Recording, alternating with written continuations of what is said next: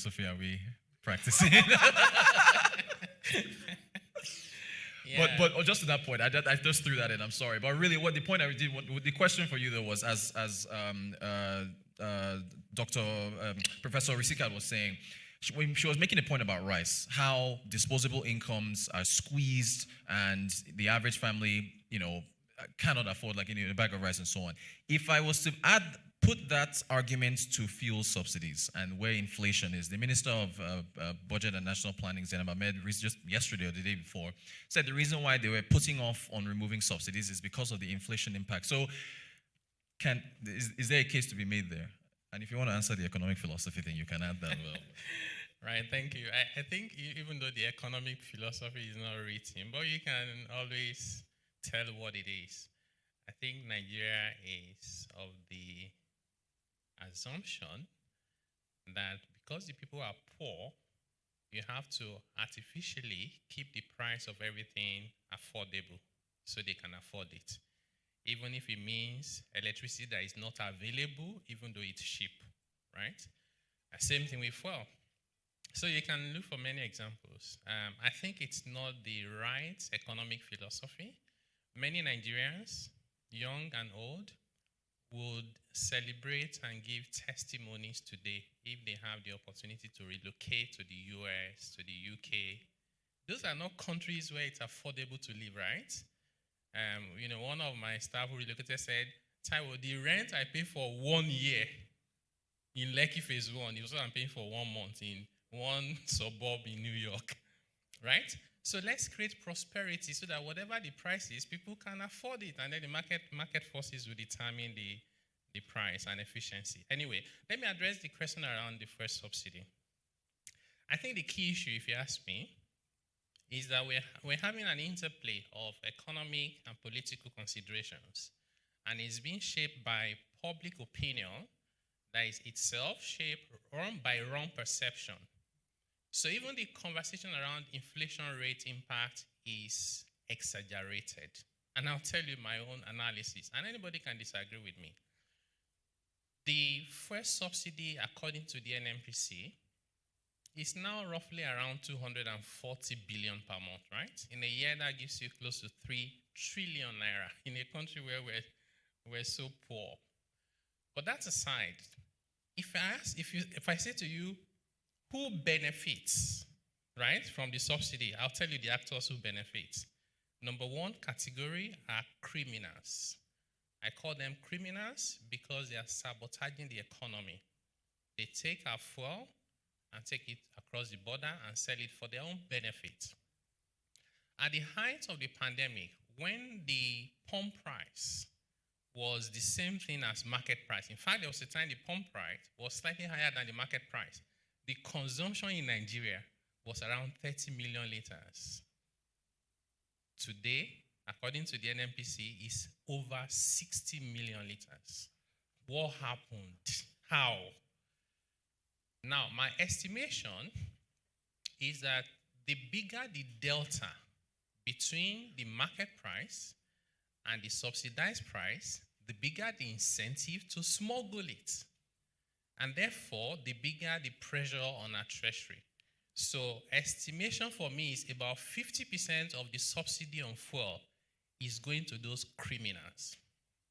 Next category of people who benefit are the rich and the middle class. I put them together. My estimation is about 40%. The masses actually benefit less than 10%. And there's data. I'm not making up this. I also have my basis. I don't just have enough time to explain to everybody today. Now, why do I think that the impact of inflation is exaggerated? Take Nigeria's GDP for 2021. It was about 170 trillion naira. About 76% of that was consumption GDP. In other words, if we had removed the subsidy in 2021, the additional amount we are asking Nigerians to pay in terms of consumption would have been half of the subsidy. Remember that half goes to criminals, right? You remove the subsidy and that amount disappears overnight. Now, we're asking Nigerians if the consumption GDP is 136 trillion naira and the subsidy is around 1 trillion if you take out the criminal element. 1 trillion over 136 trillion is less than 100 basis points. My expectation is that the impact on inflation will be 75 basis points at the maximum. And I also tell you, when we increase the VAT rates from 5% to 7.5%, in fact, the impact on inflation was less than 20 basis points. And that amount in itself was more than 700 billion naira in additional amount that we asked Nigerians to pay. You can look at the data. December 2019, January 2020, February 2020, and March 2020. Those were the period when the impact of the increase in VAT fizzled down to the economy. The impact was not as high as anybody had predicted. And this is the simple analysis that supports it. Now, what I think is that first and foremost, we need to figure out what the subsidy covers. We also don't estimate the subsidy, in my view, correctly. It covers 4 elements. Number 1 element is the cost of fuel itself is not being covered. Number 2 is the FX. The rate at which NNPC gets to do all these transactions about fuel import is not the rate you find when you go to the market to go and buy, right? So there's a subsidy. Number 3, there's inefficiency that is being subsidized. Thank God we no longer have PPPRA, for example. Do you know Nigeria is the only country that I know, I'm not saying it's the only one in the world. I try not to say it's the only one in the world anymore, right? That I know that has a whole agency to calculate the price of petrol. You know I can do that on Excel and automate it and get an intern to do it with a desk. We had an agency to do that. When you're doing the bridging, because you want the price to be the same in Nigeria, the inefficiency we have built is unbelievable. When you allow market forces to determine the price, the inefficiencies disappear. How come NITEL is not here today, right? NITEL got the license for free. Others pay $280 million, yet NITEL still cannot compete.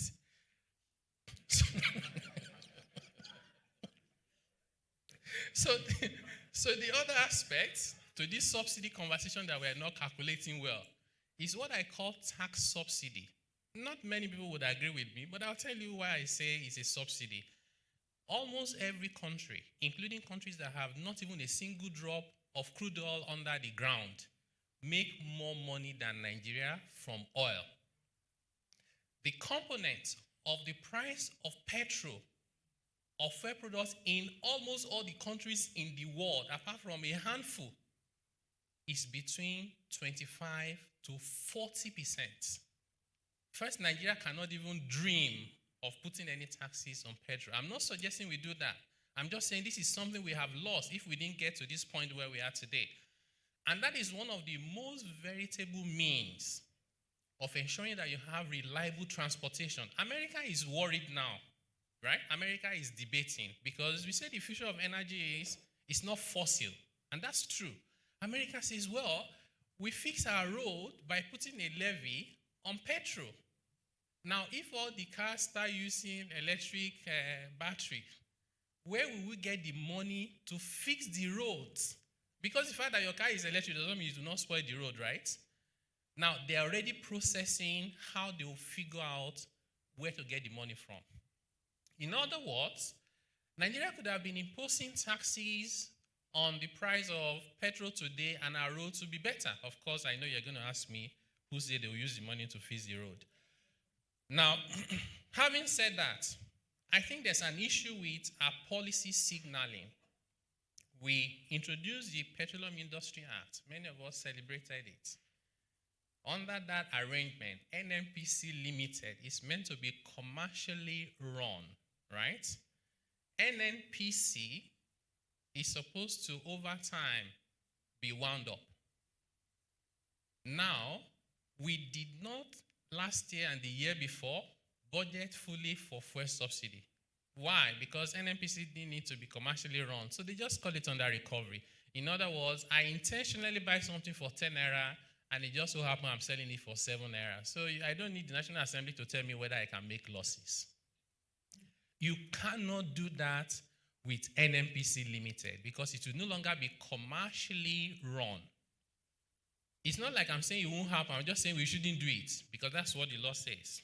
Now, some of the myths that Nigerians have that is not making this matter work, and I'll blame it more on government. Government is not controlling the narratives. So we have some myths. One is Nigeria owns oil. Why are we going to pay market price? Maybe we own it, but it's not enough, and it's not even free. Oh, they say when we have local refining, the price will come down. No. America and a few countries have hundreds of refineries. The prices are not down. You cut down on the inefficiencies of freight, insurance, and all this stuff back and forth, but you still have to do market price. They say Nigerians are poor, they can't afford it. I say that is true, but per capita income in Nigeria is actually higher than Liberia, Sierra Leone, Rwanda, Uganda, and Kenya.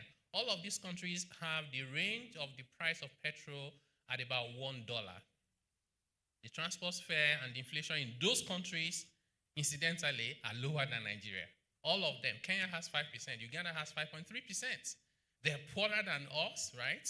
They pay higher for petrol, and their inflation is lower. So the viable alternative, sometimes government to create confusion, they will tell you auto gas is the way we are going to solve the problem. The day after, they'll tell you it's 5,000 to the poorest people. Previously, they'll say we're going to try and do mass transit so that Nigerians can. Then they will say, maybe when you import mass transit vehicles, we don't ask you to pay duties. There's no evidence to support that all these alternatives are viable. What does that do? It kills trust between the people and government because they know that what you are proposing will not solve the problem, but you're just saying it so that there's something to say politically. The implication of not dealing with this problem is that we just can't afford it. There's a financial cost, there's the opportunity cost of development we're losing, and there are consequences of even financing criminality. Some people are making hundreds of billions every month because of this subsidy. We don't know what they're using the money to fund, but clearly not something in the benefit of Nigeria.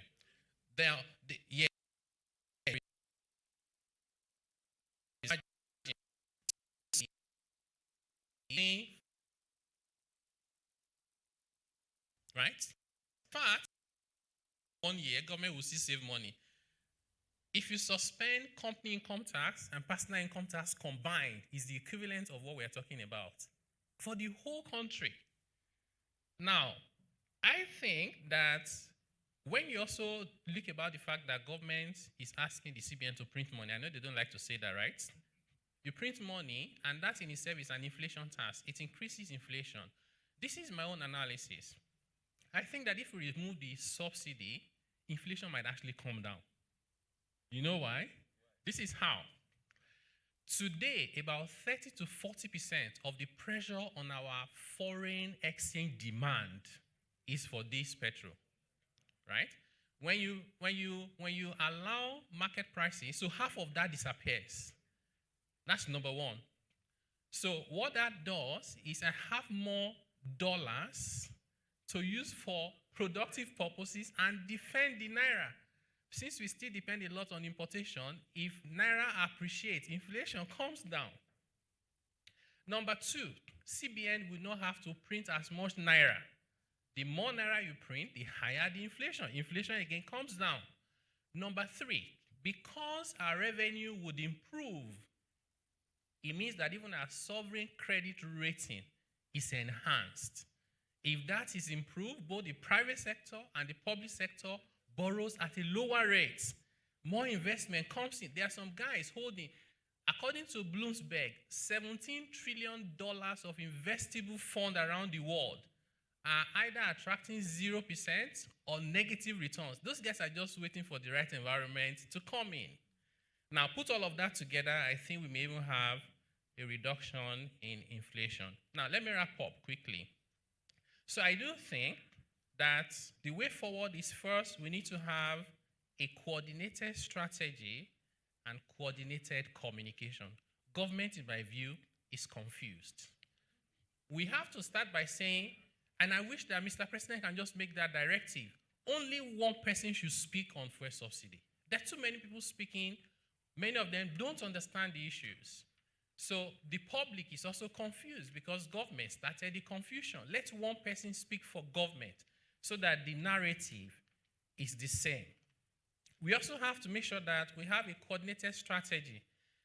When we reduce the pump price of petrol we reduced it twice in 2020. I was sad each of those 2 days when they announced those reductions because nothing went down, right? Which means the masses did not benefit. The middle class who have those buses kept the benefit, right? There was no positive impact. But you know what it means? 10 naira per liter that we removed wrongly is equivalent to 18 billion naira per month that we are paying today. Calculate from 2020 to now.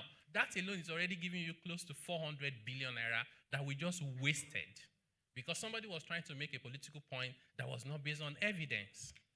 So we also have to make sure that our strategy is coordinated. Have a coordinated revenue, debt, and spending strategy. You'll say we don't have a debt problem, but maybe we have a spending problem, right? We clearly have a revenue problem. Let's think about a phased approach. If we cannot immediately remove subsidy 100%, where we can target who receives subsidy today. The point for determining subsidy is the point of importation. In other words, if I import petrol today and I dump it in the lagoon, ladies and gentlemen, I shall collect my subsidy. That is a fundamentally flawed design of subsidy. Can we not find a way that we identify those who are eligible and they get it at the pump? Identification is so easy today. You can, after all, vehicles are registered, the owners of the vehicle are registered, they renew it every year. Right. Then, I do think that we need to, I spoke about the economic philosophy. We need to also think about complementary measures, including how do we attract investment, how do you deal with exchange rate policy, how do you de-risk Nigeria? You may have returns in double digits and money will not come to you. The Fed in the US will raise their interest rate by 25 basis points and all the money in the whole world is rushing to them. Is it 25 basis points that is attracting them? No, it is risk. They consider American risk to be almost zero, and they consider Nigeria as risk. Investors are not looking for returns. They are looking for risk-adjusted returns. If your risks are too high, you will not attract investment. And finally, I think we need to reprioritize our spending, right? I do not think government should borrow 1.5 billion to do refinery. Over the past less than 10 years, we spent over 9 billion, and there has been no progress. I'm not going to hold my head up and say I hope that tomorrow will be different. It will not be different. We should just sell it, and let the private sector run with it. And there's no problem with government doing business. There is a problem with government doing politics with business. And we have started again. NNPC, the old NNPC, at some point had 5 GMDs in 6 years. You can never build a successful corporation like that. We started NNPC Limited, and in less than 1 year, we already have 2 chairmen of the NNPC Limited Commission. So again, we have started, right? So you see Emirates is owned by the state, but even the CEO is Brit. And Emiratis are proud because it's now one of the largest in the world. Why did Nigerian Airways not succeed? We have the China Petrol Company. The turnover they made last year was almost $300 billion. We proudly announced in 44 years that we made profit only once, right? So I think we should fast-track the process of privatizing. We have not privatized NNPC. We said we've commercialized it, and there are 2 different things, right? NNPC Limited should be privatized. Sell it to Nigerians. Let's have a model similar to NLNG and see the massive value that will be created for the Nigerian people. So at the end of the day, my final comment is we talk a lot, we do very little. Even though we need to increase our tax to GDP ratio, we also need to increase our do to say ratio. Thank you very much. Thank you so much.